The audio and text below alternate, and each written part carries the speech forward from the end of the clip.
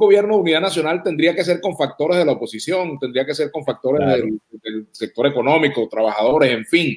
Eso suena muy bien, pero en este momento las perspectivas de que una cosa como esa se concrete no parece, en este momento eso no parece viable. Sin embargo, cuando uno ve, por ejemplo, las declaraciones del ministro de la Defensa, Vladimir Padrino, que hay que verla, digamos, todo lo que dijo, hay que verlo todo en su contexto, evidentemente que esto no muestra por parte del gobierno una decisión de rectificar, sino de reincidir en lo que ya ha sido su postura. Por ejemplo, o sea, hay unas elecciones, él trata de que la gente no vote, trata de desestimular la participación, por ejemplo. Entonces, a la par de esto, entonces hay sectores de la oposición que se agarran de lo que ha dicho Padrino López para decir, viste, no se puede votar, por ejemplo. Entonces, ¿cómo se puede hoy lograr que un pueblo que está bravo o una palabra que también termina en O, quizás por la situación, pueda producir esos cambios que el país requiere? Si no es la vía electoral, ¿cómo es eso?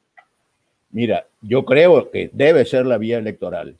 Y yo creo que cada día queda más claro que el gobierno, déjame decirlo bien claro, el presidente Maduro desea vehementemente, quiere el presidente Maduro que nosotros no votemos. El gobierno le interesa muchísimo que la abstención gane otra vez. La abstención ganó el año 2018 y gracias a que la abstención ganó, el señor Maduro sigue en Miraflores. Y yo creo, y lo digo con todo respeto, mientras Maduro esté en Miraflores, los problemas del sufrimiento de los venezolanos no solamente no se resuelven, sino que se van a agravar cada día más con el tema de la pandemia, con el tema de las sanciones que le han aplicado al país, con todos los problemas, con el tema de las políticas equivocadas del gobierno. De modo que el señor Maduro daría un gran testimonio si dijera, mira, yo he tenido la mejor intención, pero las circunstancias nacionales e internacionales me impiden resolver los problemas del sufrimiento de los venezolanos, por tanto me hago a un lado y abro paso para la formación de un gobierno de unidad nacional, un gobierno que pueda abordar la solución de los problemas económicos y sociales, que debe estar integrado. Perdón, Eduardo, ¿qué incentivos y qué necesidad tendría Maduro de hacer eso hoy? ¿Qué incentivos para hacerlo? Mira, ser consecuente con lo que ha sido toda su vida. Él durante toda la vida ha dicho que él está identificado con la gente más vulnerable del país, con los que más sufren. Señor presidente Maduro, si usted está identificado con los pobres, pues sepa que en este momento, y eso lo tiene que saber él, los pobres son más pobres que nunca antes. Sepa que además ha desaparecido la clase media y la pobreza en Venezuela ha subido muchísimo. No solamente la pobreza, la miseria, el hambre, la desesperación. Entonces, niños desnutridos, gente que está pasando dificultades muy grandes. Entonces, señor Maduro, oiga, usted pasaría a ocupar un puesto importantísimo en la historia con un gesto como el que tuvo Chamberlain en Inglaterra cuando estaba Inglaterra amenazada por la invasión nazi. Chamberlain se dio cuenta de que su política, que era una política muy bien intencionada, pero que no pudo funcionar, fracasó, y entonces llamó a su adversario dentro del Partido Conservador, que era Winston Churchill, para que formara un gobierno de unidad nacional, y Churchill llamó al Partido Laborista y junto con los dos grandes partidos formaron un gobierno de unidad nacional y pudieron enfrentar y derrotar a la amenaza nacional socialista, la amenaza de Hitler. Bueno, un gesto como este ayudaría, y creo que por más utópico que parezca este planteamiento, este es el problema. El problema es que la gente está sufriendo mucho. A lo mejor la abstención no solamente va a ser por todas las cosas que hace el gobierno para estimular la abstención. Por ejemplo, haber contribuido al gobierno, desgraciadamente también en la Asamblea Nacional hubo quien contribuyó a esto, que no fue, que la Asamblea Nacional ha tenido que nombrar el Tribunal Electoral, el Consejo Nacional Electoral. Bueno, fue la vía del TSJ. El gobierno sabe perfectamente que eso le da argumentos a los abstencionistas y por eso toma esa vía, que la viene tomando, por cierto, desde hace tiempo, cuando la La oposición ganó clamorosamente las elecciones de diciembre del 2015, era con un Consejo Nacional Electoral designado por el Tribunal Supremo. Por cierto, yo que alguna vez he sido profesor de Derecho Constitucional, considero que esa interpretación no tiene ningún fundamento. Pero bueno, ahí está un Tribunal Supremo. ¿Qué más hace el gobierno? Interviene a los partidos políticos. Ha intervenido a COPEI de la manera más arbitraria y más desconsiderada del mundo. Interviene ahora Acción Democrática, interviene a Primero Justicia, y ojalá se pare ahí, porque a lo mejor sigue, interviene a Un Nuevo Tiempo o a Voluntad Popular. Son todas cosas calculadas para darle argumentos. Eduardo.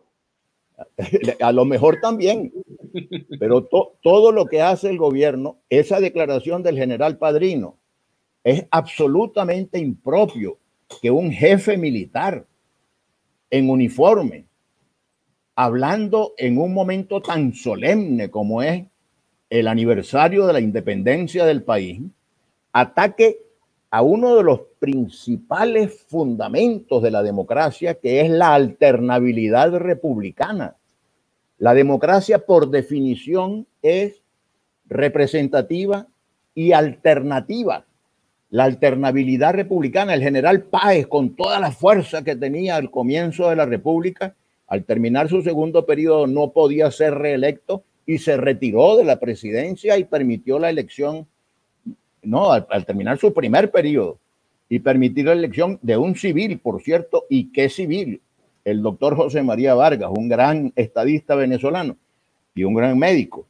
Entonces, mira, podemos hablar mucho sobre el tema electoral y estoy a la orden para eso, pero lo más importante, quiero dejar bien claro que en mi opinión, lo más importante, porque la situación se agrava todos los días, lo más importante es resolver el problema de la comida, el problema del salario, el problema del ingreso, el problema de la inflación, del alto costo de la vida, el problema de que no tengo gasolina o que no tengo energía eléctrica o que no tengo agua. Estábamos comentando al principio el tema del agua. Bueno, yo tengo que estar en mi casa en unas horas precisas porque durante media hora me dan un poquito de agua y, por cierto, no de la mejor calidad, todo lo contrario. ¿Y cuánta gente? La recomendación que nos dan los médicos para enfrentar la pandemia es que nos lavemos las manos con frecuencia y con agua y jabón. Y resulta que no hay agua y, por supuesto, mucho menos jabón.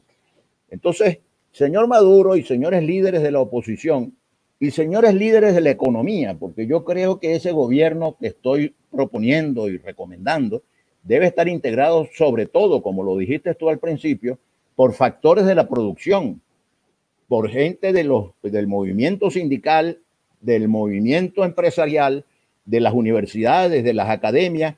Yo creo que no debería ser lo que llaman un gabinete técnico, más que un gabinete político, con asesoría política, con presencia política, pero una gente que pueda sentarse a hablar con los organismos financieros internacionales y traer las inversiones que necesitamos desesperadamente. Si no hay inversiones, no salimos de esto. Y mientras Maduro esté en Miraflores, no habrá inversiones porque no hay confianza.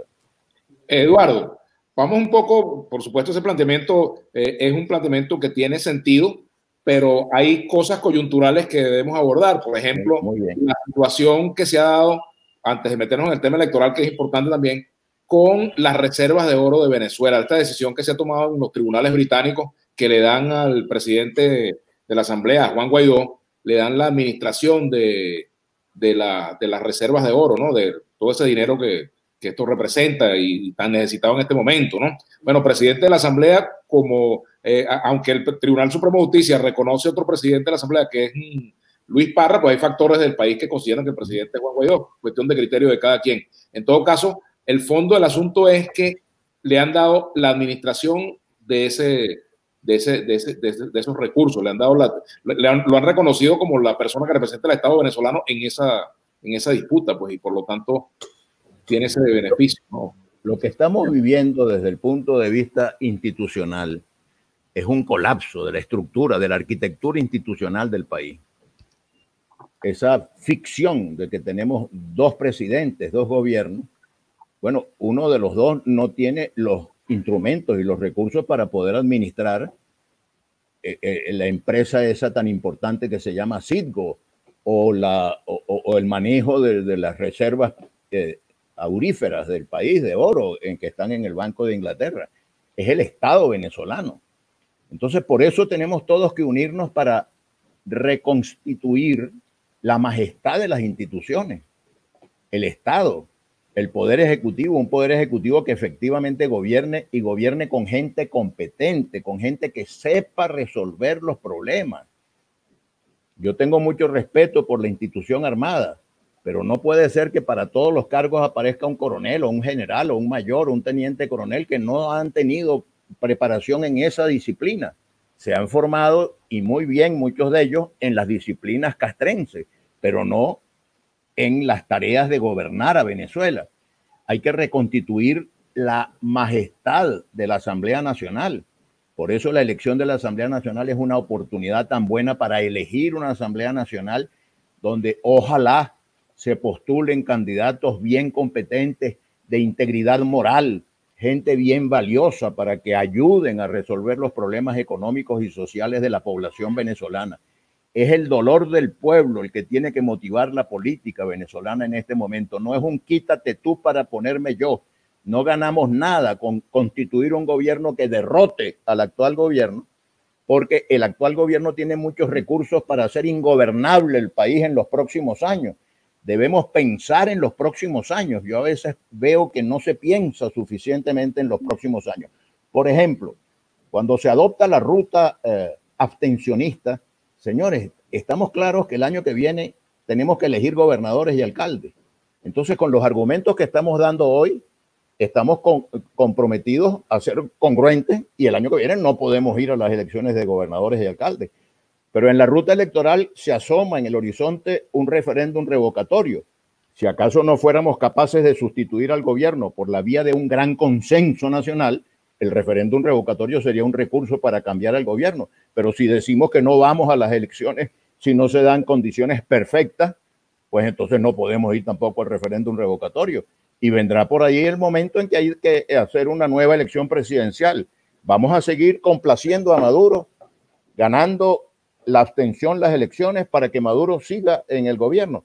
Por el amor de Dios, vamos a hacer lo posible por organizar al pueblo, por transmitir un mensaje que tenga que ver con la realidad nacional, con el sufrimiento de la gente venezolana, y vamos a trabajar en esa dirección para poder cambiar las cosas con sensatez, sin trauma, sin más sangre de la que ya se ha derramado, que es demasiada sangre la que se ha derramado, y no puedo entender que haya gente que todavía esté apostando a fórmulas mágicas, a fórmulas violentas, a golpes de Estado, a invasiones extranjeras.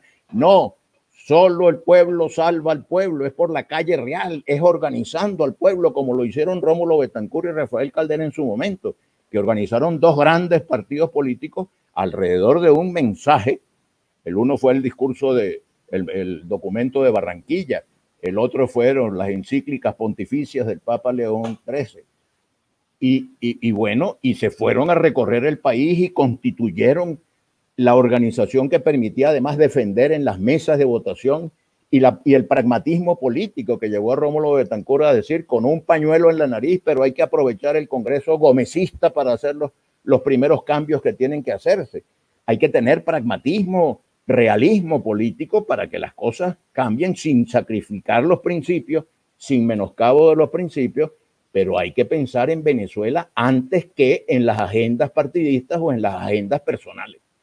Eduardo, fíjate lo que plantea José Romero. Señor Fernández, responde a la pregunta, ¿qué opina del robo del oro? ¿Por qué tanto rodeo?